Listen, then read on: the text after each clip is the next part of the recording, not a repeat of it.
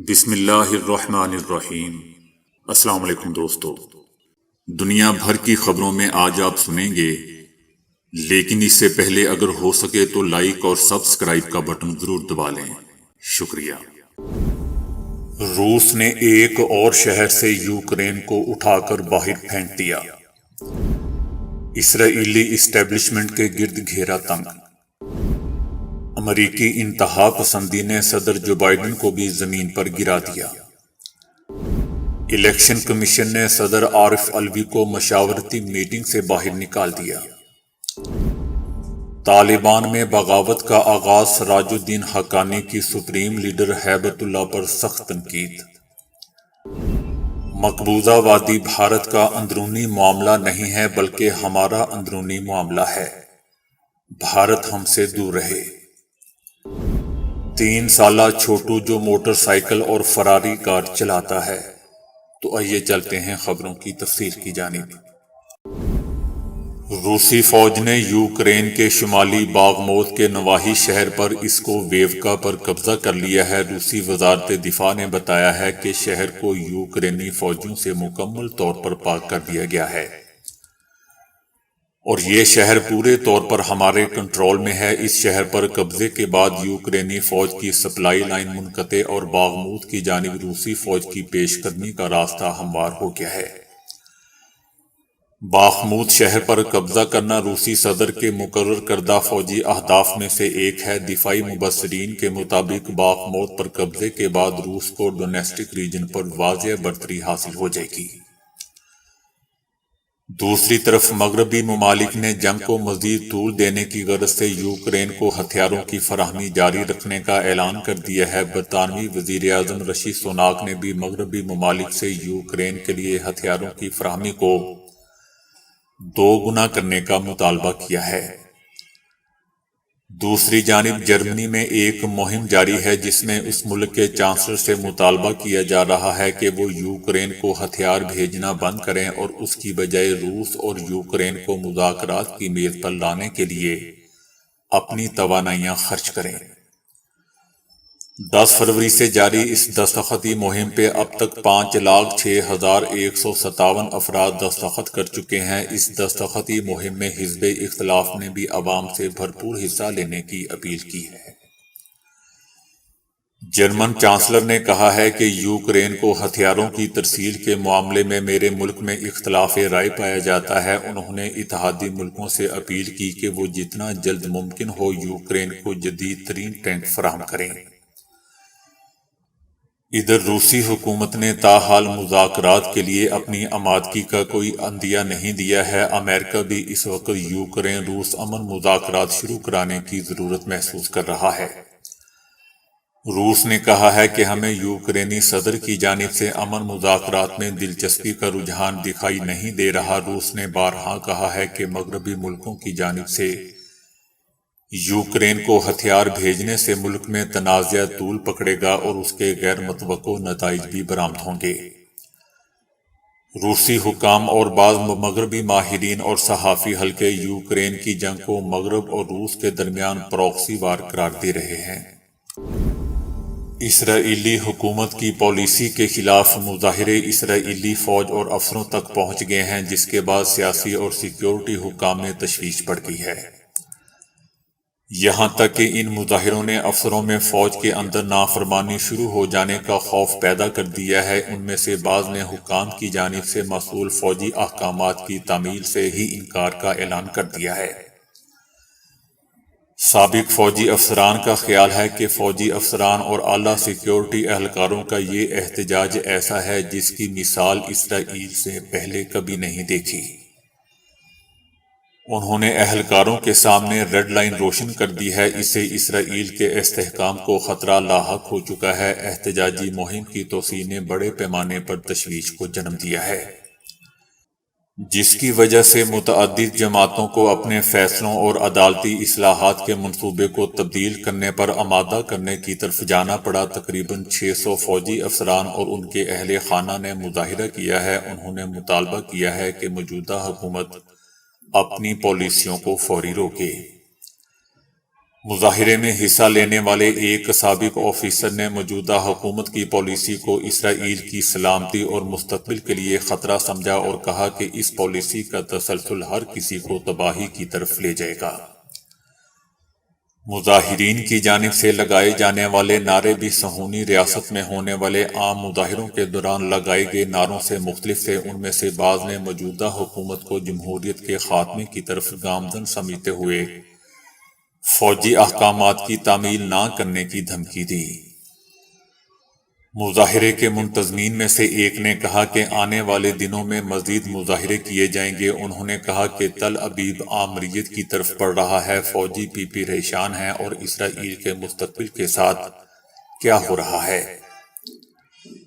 اسرائیلی صدر نے بھی اپنی درخواست میں جس چیز سے خبردار کیا وہ یہ تھی کہ عدلیہ کو کمزور کرنے کے حکومتی منصوبے کے اثرات مرتب ہوں گے اور اس سے عالمی عدالتوں میں اسرائیلی سیکیورٹی اہلکاروں پر مقدمات چلانے کا امکان پیدا ہو سکتا ہے۔ ایسے اقدامات نظام میں بغاوت کا سبب بنتے ہیں اور نسلوں کو رلانے کا سبب بن جاتے ہیں۔ اس کے علاوہ موساد کے سابق سربراہ، سابق قومی سلامتی کے مشیر، فوج کے سابق ڈپٹی چیف آف سٹاف اور دیگر نے بھی صدر کو ایک خط لکھا ہے کہ تمام حالیہ اعداد و شمار سے ظاہر ہوتا ہے کہ شہریوں کی اکثریت اس نوعیت کی سختی سے مخالفت کرتی ہے اور مطالبہ کیا جاتا ہے کہ صدر عدلیہ سے متعلق قوانین پر دستخط نہ کریں۔ صدر کے دستخط صرف ایک سرکاری دستخط ہوتے ہیں اور یہ کسی تبدیلی کا سبب نہیں بنتے۔ خط میں انہوں نے زور دیا کہ حکومت نے جس اصلاحاتی منصوبے پر عمل درآمد شروع کیا ہے اس سے سب سے زیادہ متاثر اسرائیلی فوج اور سیکیورٹی فورسز ہیں۔ والدین اپنے بچوں کو فوج میں بھرتی کروانے سے انکار کر رہے ہیں۔ ملٹری کمانڈ نے بٹالین کے کمانڈروں کو نئی ہدایات بھیجی ہیں اور ان سے کہا ہے کہ ہوشیار رہیں اور میدان میں جو کچھ ہو رہا ہے اس پر نظر رکھیں اور توجہ دیں، اور یہ جاننے کی کوشش کریں کہ آیا فوجیوں کے درمیان کوئی مسئلہ تو نہیں ہے۔ کمانڈ نے باقاعدہ یونٹ کمانڈروں کو ہدایت کی کہ وہ اضافی طور پر چکنے ہو جائیں اور فوج کی صفوں میں تنازعات کو گھسنے سے روکنے کے لیے ہر ممکن کوشش کریں۔ امریکی صدر نے ملک میں انتہا پسندی کے عام ہونے کا اعتراف کر لیا ہے۔ صدر جو بائیڈن نے ایک بار پھر یہ اعتراف کیا ہے کہ انتہا پسندی کا دائرہ پورے ملک میں پھیل چکا ہے۔ امریکی ریاست میسی سیپی میں ایک شخص نے 6 افراد کو گولی مار کر مار دیا، جس کے بعد امریکی صدر جو بائیڈن نے واقعہ پر رد عمل ظاہر کرتے ہوئے یہ اعتراف کیا کہ انتہا پسندی کا دائرہ ملکی سطح پر پھیل رہا ہے۔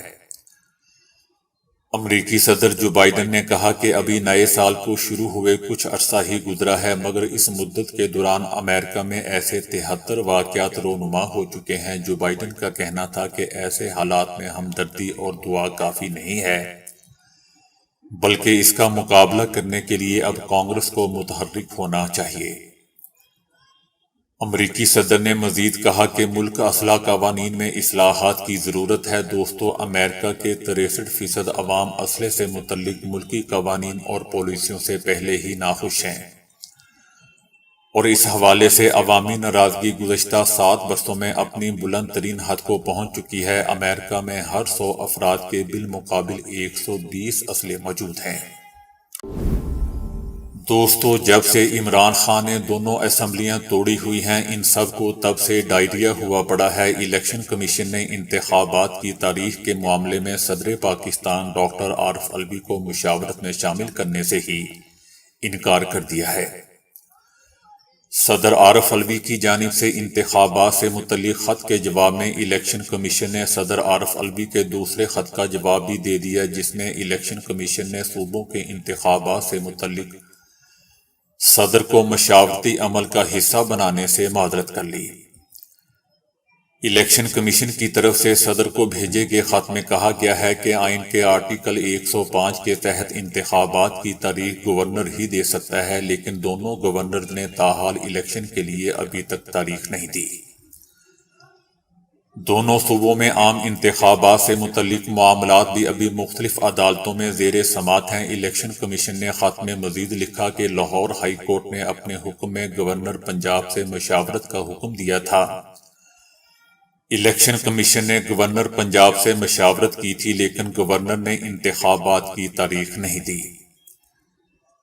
خط میں کہا گیا کہ الیکشن کمیشن کو انتخابات کی تاریخ مقرر کرنے کا کوئی آئینی قانونی اختیار نہیں ہے، لیکن الیکشن کمیشن اپنی آئینی اور قانونی ذمہ داریوں سے بخوبی آگاہ ہے۔ الیکشن کمیشن نے مزید کہا کہ افسوس کے ساتھ کہہ رہے ہیں کہ الیکشن کمیشن صدر کو اس مشاورتی عمل میں شامل نہیں کر سکتا۔ دوسری جانب رانا ثناءاللہ نے کہا ہے کہ عارف علوی صدر پاکستان بنے، عمران خان کے ترجمان نہ بنے۔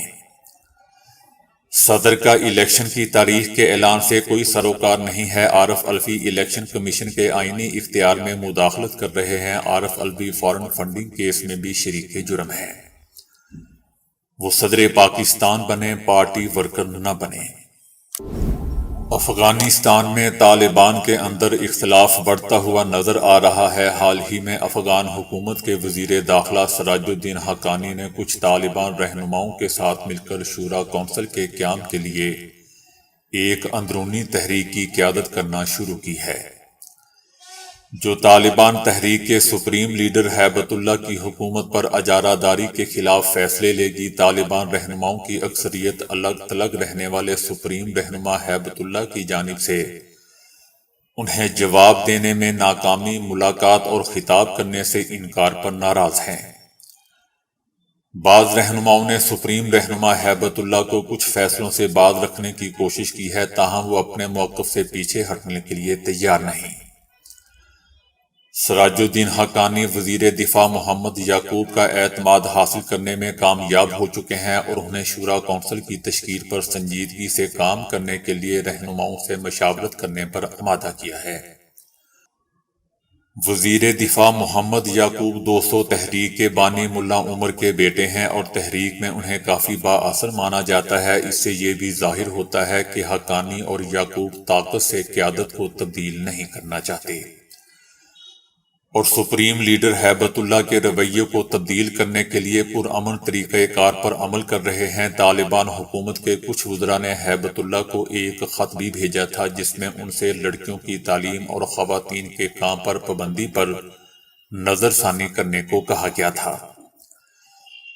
تاہم سپریم لیڈر ہیبت اللہ نے صرف ایک ہی جملے میں اس کا جواب دے دیا تھا کہ اگر یہ آپ ثابت کر سکتے ہیں کہ اسلام 12 سال سے بڑی عمر کی لڑکیوں کو گھر سے نکلنے کی اجازت دیتا ہے تو میں لڑکیوں کو تعلیم اور کام کرنے کی اجازت دے دوں گا۔ سراج الدین حقانی نے طالبان کو بتایا ہے کہ ہیبت اللہ کی اقتدار پر اجارہ داری کے بارے میں ان کے حالیہ بیانات ہیبت اللہ کی جانب سے جاری کیے جانے والے فیصلوں کو مسترد کرنے کا بھی آغاز ہے، جن کے باعث افغان حکومت اور عالمی برادری کے درمیان ایک بڑا خلا پیدا ہو چکا ہے اور عالمی برادری طالبان حکومت کو قبول کرنے میں ہچکچا رہی ہے۔ سراج الدین حقانی نے کہا ہے کہ اگر آئندہ مارچ تک تعلیمی سال کے آغاز پر تعلیم کے بارے میں کوئی فیصلہ جاری نہ کیا گیا اور شورا کونسل وزارتوں اور فوجی عہدوں پر تقرریوں اور برطرفیوں میں ہیبت اللہ کی مداخلت کو نہ روکا گیا تو میں اپنے موقف سے پیچھے نہیں ہٹوں گا۔ میں واضح طور پر اعلان کرتا ہوں کہ تمام فیصلے ایک رہنما جاری کرتے ہیں اور یہ بتائیں گے کہ ہیبت اللہ نے شورا کے نظام میں خلل ڈالا ہے۔ گزشتہ ہفتے بھی دوستو حقانی نے سپریم لیڈر اور الگ تھلگ رہنے والے رہنما پر تنقید کی تھی اور کہا تھا کہ اقتدار سنبھالنے کے بعد سے ان کے کندھوں پر ذمہ داریاں بڑھ گئی ہیں۔ شہریوں کو اطمینان دلانا چاہیے اور اس طرح کام کرنا چاہیے کہ لوگ طالبان سے نفرت نہ کریں اور پھر ان کی وجہ سے مذہب سے بھی نفرت نہ کریں۔ دوستو یاد رہے کہ اقتدار میں واپسی کے بعد طالبان نے وعدوں کے باوجود خواتین کی تعلیم سمیت کچھ معاملات پر لچک دکھانے کی بجائے پچھلے دور حکومت کی طرح مظاہرہ کیا۔ دھیرے دھیرے خواتین کو عوامی زندگی سے باہر کر دیا اور انہیں گھر پر رہنے کے لیے کم اجرت دینے کے بعد ملازمتوں سے بھی ہٹا دیا۔ گزشتہ نومبر میں خواتین کے پارکوں، باغات، جم اور عوام سوئمنگ پولز پر بھی پابندی عائد کر دی گئی تھی۔ خواتین کے لیے کسی مرد رشتہ دار یا محرم کے بغیر سڑکوں پر گھومنے پر بھی سزا رکھی گئی ہے۔ کشمیر بھارت کا اندرونی معاملہ نہیں ہے بلکہ بین الاقوامی سطح پر تسلیم شدہ ایک تنازعہ ہے جسے اقوام متحدہ کی قراردادوں میں تسلیم کیا گیا ہے، جسے اس کے تاریخی تناظر میں حل کرنے کی ضرورت ہے۔ اس میں کوئی شک نہیں ہے کہ 5 اگست 2019 کے غیر قانونی اقدام اس حقیقت کو تبدیل نہیں کر سکتے کہ مقبوضہ وادی بھارت کا اندرونی معاملہ نہیں ہے بلکہ ایک بین الاقوامی مسئلہ ہے۔ بھارت کی توسیع پسندانہ ذہنیت اسے تسلیم کرنے سے روک رہی ہے کہ کشمیر ایک متنازع علاقہ ہے۔ بھارت اقوام متحدہ کی قراردادوں کے مطابق اپنے مستقبل کا فیصلہ خود کرنے کے کشمیریوں کے حق کو مکمل طور پر نظر انداز کر رہا ہے، اور مقبوضہ وادی میں آبادی کا تناسب تبدیل کرنے کا منصوبہ اقوام متحدہ کی قراردادوں کی کھلی خلاف ورزی ہے۔ بین الاقوامی وعدوں کی پاسداری کے لیے بھارت پر دباؤ ڈالنے کی دوستوں ضرورت ہے۔ اب وقت آ چکا ہے کہ اقوام متحدہ اپنی ذمہ داری پوری کرے اور تنازع کشمیر کو عالمی ادارے کی قراردادوں اور عوام کی امنگوں کے مطابق حل کرنے میں مدد دیں۔ ترکی کا غیر معمولی بچے کا دنیا بھر میں چرچا ہے اور صرف 3 سال کی عمر میں موٹر سائیکل چلا سکتا ہے بلکہ قیمتی فراری کار بھی چلا کر اسے محفوظ انداز میں پارک بھی کر سکتا ہے۔ یہ بچہ ترک موٹر سائیکل کھلاڑی کینان سوفوگلو کے بیٹے ہیں جو اب تک سپر سپورٹس کے 5 عالمی ٹائٹل اپنے نام کر چکے ہیں۔ ان کے بیٹے زین نے 2 برس کی عمر سے موٹر سائیکل چلانا شروع کر دیا تھا اور اب وہ فراری کار بھی چلا سکتا ہے، اگرچہ وہ گاڑی کی سکرین کے پار بھی ابھی نہیں دیکھ سکتا، لیکن ڈیش بورڈ پر کیمرہ لگا کر اس کی براہ راست ویڈیو دیکھتے ہوئے اسی کی بدولت وہ بہت سکون سے کار چلاتا ہے۔ تاہم بہت سے افراد نے زین کے والدین پر تنقید کی ہے کہ انتہائی کم عمر میں وہ ایک خطرناک کام کر رہا ہے اور والدین اس کی حوصلہ افزائی کر رہے ہیں، لیکن زین کے والدین اس تنقید کو خاطر میں نہیں لا رہے۔ تو دوستو ابھی کے لیے اتنا ہی۔ ویڈیو کو لائک اور شیئر کرنے کا بہت بہت شکریہ۔